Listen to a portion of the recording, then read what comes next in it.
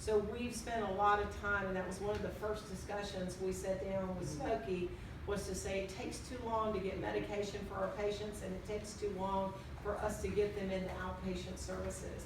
And how can we do this better? And Smoky stepped up to the table as we mapped the continuum with that and really tried to look at it. And it's a different story today than it was 5 years ago. But that doesn't mean that where we were at that point in time, that's an excuse for that. Anytime a life is lost, it's the most horrific thing ever, and we have to do better than that.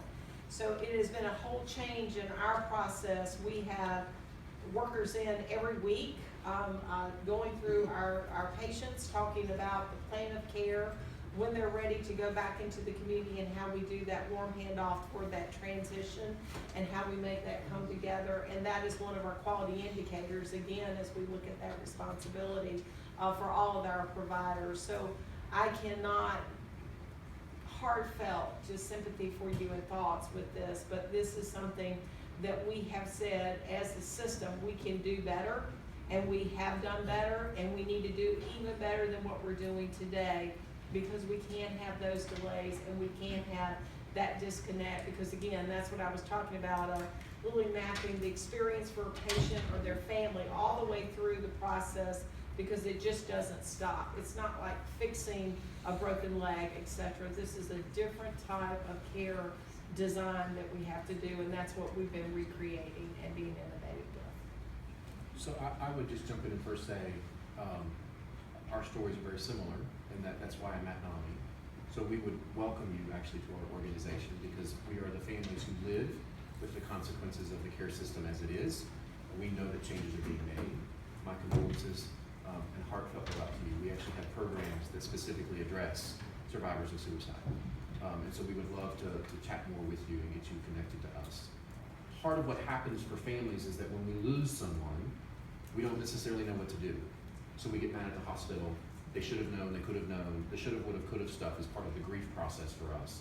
But it's also part of the grief process for the state in terms of the disconnects of the moment. Because yes, we are different today than we were before, but our loved ones are still not here. My mom is gone for very similar reasons, because we could not get the right system of care, and she died at age 56.